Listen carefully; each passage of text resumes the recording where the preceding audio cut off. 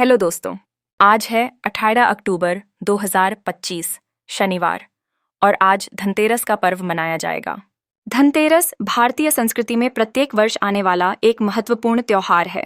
यह दीपावली के त्योहार की शुरुआत का प्रतीक माना जाता है, जिसमें विशेष धार्मिक क्रियाकलापों के साथ साथ खरीदारी का भी महत्व होता है।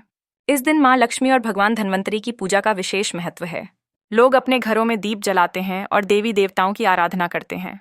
पवित्रता और समृद्धि के लिए यह धार्मिक परंपरा हर कोई उल्लास के साथ निभाता है। आज के दिन सोने और चांदी की खरीदारी एक शुभ संकेत माना जाता है, जिससे परिवार में खुशहाली और समृद्धि आती है। धनतेरस पर लोग न सिर्फ आभूषण खरीदते हैं, बल्कि विभिन्न उपयोगी वस्त्र और बर्तन भी खरीदने की परंपरा है। आज के दिन साबुत धनिया, नमक और अन्य धातुओं की खरीदारी भी की जाती है। विशेषकर नई गाड़ी या वाहन खरीदना भी धनतेरस के दौरान बहुत शुभ माना जाता है। इस पर्व में खरीदारी की प्रक्रिया केवल भौतिक चीजें नहीं, बल्कि सच्ची समृद्धि और सुख शांति के प्रतीक भी होती है। लोग इस अवसर पर धार्मिक संपन्नता के साथ साथ भौतिक संपत्तियों को भी जोड़ने का प्रयास करते हैं।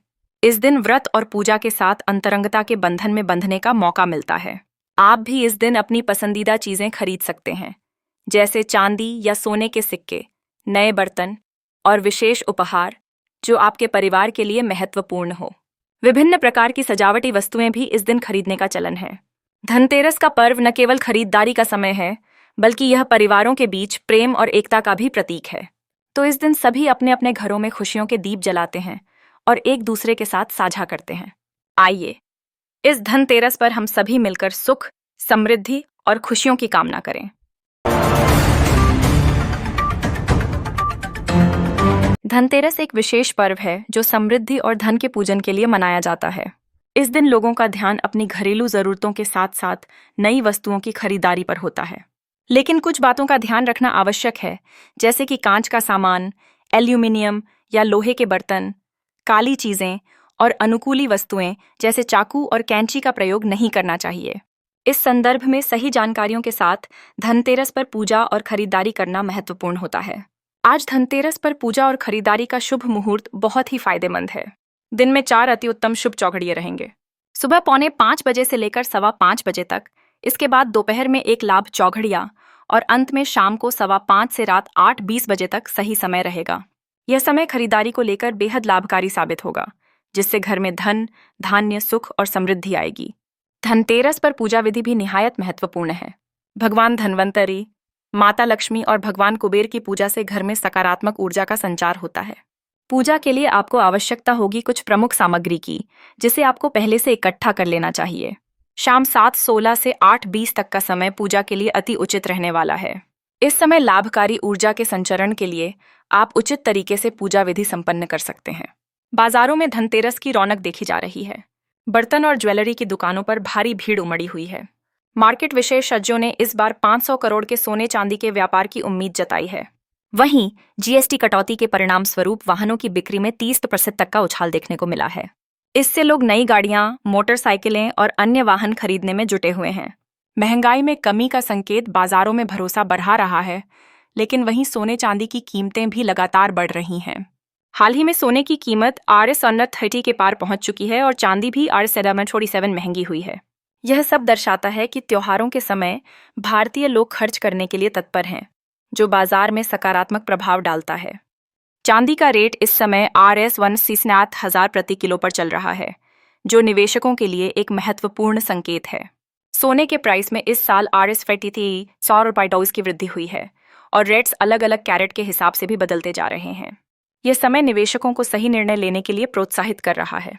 अगर भविष्य के रुझानों पर नजर डालें तो रिपोर्ट्स में दावा किया गया है कि 2036 तक सोने की कीमतें Rs1 5 लाख प्रति 10 ग्राम तक पहुंच सकती हैं। सोने और चांदी के भावों की वृद्धि का सीधा असर घरेलू और अंतर्राष्ट्रीय बाजारों पर पड़ रहा है। अगर आप सोने की कीमतों की भविष्यवाणी देखना चाहते हैं, तो हाल ही में हमने चर्चा की थी कि 2030 और 2040 तक सोने के भाव कितने ऊंचे हो सकते हैं। यह रिपोर्ट एक दिन पहले DLS न्यूज चैनल पर प्रसारित की गई थी, जिसमें विस्तृत जानकारी दी गई है। अब आइए आगे बढ़ते हैं कुछ आर्थिक अपडेट्स की ओर। केंद्र सरकार ने श्वेत वस्तुओं के लिए PLI योजना की आवेदन की अवधि को 10 नवंबर तक बढ़ा दिया है। इससे LED बल्ब और अन्य संबंधित व्यवसाय को बढ़ावा मिलेगा। साथ ही IMF ने एशिया की विकास दर को 4 5% तक बढ़ने की संभावना जताई है। हालांकि अमेरिका और चीन के बीच का तनाव इसमें एक बड़ा खतरा हो सकता है। हाल ही में भारत और ब्राजील के बीच एक महत्वपूर्ण व्यापार समझौते पर सहमति हुई है, जिसका उद्देश्य मर्कोसुर भारत व्यापार संबंधों को मजबूत करना है। इसके अतिरिक्त नए इनकम टैक्स नियमों के बारे में भी सरकार ने अपडेट जारी किया है, जो कि 31 दिसंबर 2025 तक लागू होंगे। इन नियमों को लेकर महत्वपूर्ण बदलावों की उम्मीद है। दिवाली के मौके पर भारतीय शेयर बाजार 2 दिन के लिए बंद रहेगा, जो कि हर साल होता है। खास मुहूर्त ट्रेडिंग का समय 21 अक्टूबर को दोपहर 1:30 से 1:45 बजे के बीच होगा। कंपनी नीतियों में बदलाव के चलते एनएसटीएल जैसी बड़ी कंपनियां भी अपने कर्मचारियों की छंटनी की तैयारी कर रही हैं, जो कि वर्तमान आर्थिक परिदृश्य का एक चिंताजनक पहलू है।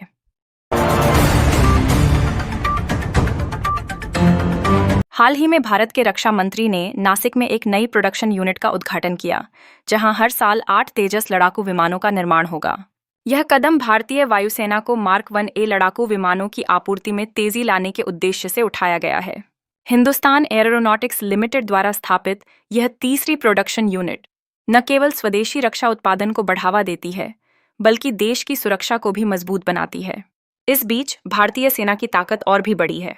जोरावर लाइट टैंक ने नाग मिसाइल के साथ अपनी क्षमता का प्रदर्शन किया, जिससे दुश्मन के ठिकानों को पल भर में तबाह करने की क्षमता दर्शाई गई।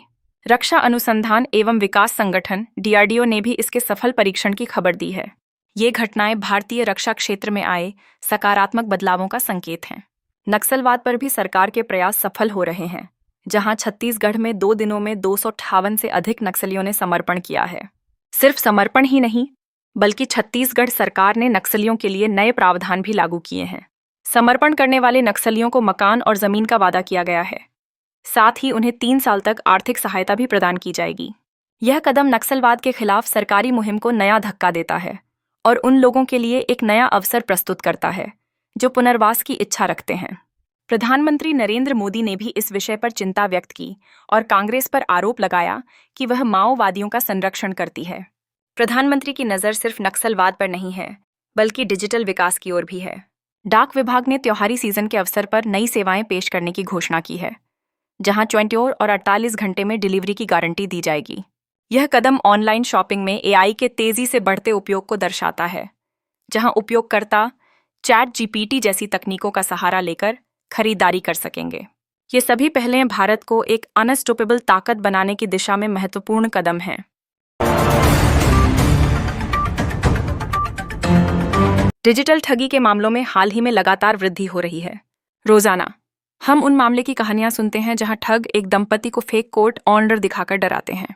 यह एक सच्चाई है कि लोग इन ठगी के तरीकों में फंसकर अपनी मेहनत की कमाई को खो देते हैं। ठग खुद को CBI, पुलिस या ED का अधिकारी बताकर लोगों को फोन करते हैं और उन पर नकली मामलों में फंसाने की धमकियां देते हैं। यह फिशिंग का एक गंभीर रूप है, जहां साइबर फ्रॉड के तहत लोग आसानी से चपेट में आ जाते हैं। प्रविधि की इस पारदर्शिता में लोगों को जागरूक रहने की आवश्यकता है। ऐसे मामलों से बचने के लिए सतर्क रहना बहुत जरूरी है। ठगों के द्वारा किए गए इस प्रकार के डिजिटल अरेस्ट से अपना बचाव करने के लिए हमें सोशल मीडिया या ऑनलाइन प्लेटफॉर्मों पर सतर्कता बरतनी चाहिए। कभी भी अनजाने में दी गई जानकारी को साझा ना करें। ऐसे मामलों में भ्रमित न हो, बल्कि सही जानकारी प्राप्त करने के लिए वैध स्रोतों पर ध्यान केंद्रित करें। यदि आप समस्या में हैं, तो विहित कदम उठाते हुए पुलिस से संपर्क करें। हाल ही में ली हिंसा की जांच के लिए गृह मंत्रालय ने न्यायिक जांच की घोषणा की है। अब रिटायर्ड जस्टिस BS चौहान इस जांच की अध्यक्षता करेंगे। यह कदम अत्यंत महत्वपूर्ण है ताकि सच्चाई का पता लगाया जा सके।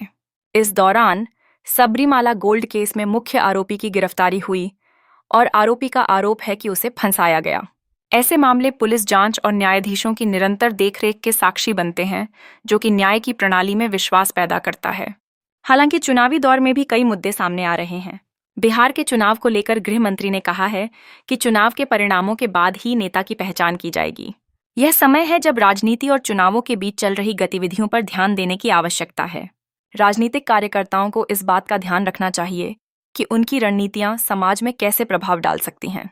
इसलिए लोगों को अपनी जिम्मेदारी निभाते हुए जागरूक रहना चाहिए। इन सभी घटनाओं से हमें सीखने को मिलता है कि जागरूकता और ज्ञान हमारी सबसे बड़ी ताकत है। भारतीय राज्य बैंक ने हाल में खादी दिवाली महोत्सव कार्यक्रम के तहत प्रीपेड गिफ्ट कार्ड का भी लॉन्च किया, जिससे खादी उत्पादों के प्रति लोगों में जागरूकता बढ़ेगी। इस पहल से न केवल खादी की मांग में इजाफा होगा, बल्कि आर्थिक स्थिति में भी सुधार होगा, जिससे देश की आत्मनिर्भरता को प्रोत्साहन मिलेगा। राजस्थान की राजधानी जयपुर में एक नई और महत्वपूर्ण पहल शुरू की गई है, जिसमें देश का पहला निःशुल्क सीपीआर ट्रेनिंग सेंटर स्थापित किया गया है। यह ट्रेनिंग सेंटर उन लोगों के लिए बहुत लाभदायक साबित होगा जो कार्डियक अरेस्ट या अन्य आपात स्थितियों में तात्कालिक सहायता देने में सक्षम बनेंगे। यहाँ पर लोग मुफ्त में सीपीआर की तकनीकें सीखेंगे, जिससे वे जीवन रक्षा में महत्वपूर्ण भूमिका निभा सकेंगे। हाल ही में लखनऊ में एक दुखद घटना सामने आई, जिसमें एक बच्चे की जान चली गई थी, जिसे फ्री फायर गेम खेलने के दौरान घटना का शिकार होना पड़ा।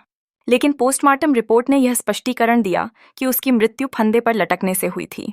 इस घटना ने पुलिस को विशेष रूप से उसके परिवार से पूछताछ करने के लिए मजबूर किया, ताकि सही कारणों का पता लगाया जा सके। भारतीय नेपाल सीमा पर पुलिस ने एक बड़ी सफलता प्राप्त की है, जहां 50 किलो चांदी के साथ एक तस्कर पकड़ा गया।